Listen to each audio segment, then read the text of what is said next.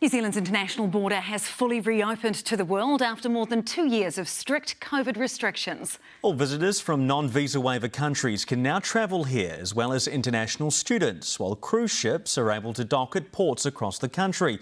But as Ashley Yates explains, it's going to take time to rebuild those sectors.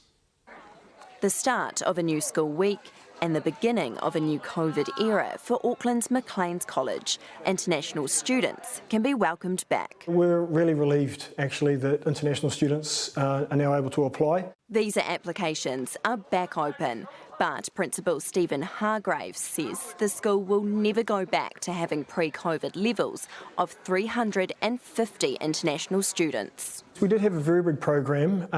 We actually think now that with the infill housing and the growth in Auckland, that our in-zone student numbers are going to be such that we'll probably get back to about 150, and that will be the limit on our program going forward.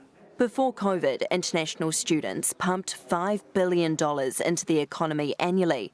But those in the sector say it will take time to rebuild. Australia, Canada, the US, the United Kingdom, they've all had open borders either the entire time or for at least a year.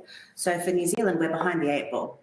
It's going to take us some time to rebuild brand, but also to remind students that we're here, that we're welcoming, that we have an excellent education system and that New Zealand is an option for them. Well, some in the industry say crime in New Zealand is making it unattractive. We have seen some interest in the students coming back to New Zealand, but some parents are concerned in terms of safety of New Zealand as well. But the country's back open for business, with another big moneymaker allowed in, cruise ships. The first cruise ship arrives on Friday the 12th of August and we are super excited.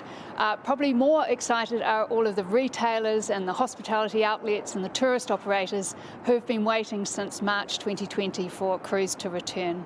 At least 20 cruise ships with the capacity of around 45,000 passengers will be arriving in Auckland before Christmas. If international passengers do test positive for COVID, they'll be required to isolate in their cabin for 7 days, along with their roommates, in order to keep COVID-19 at bay rather than on land. Ashley Yates, Newshub.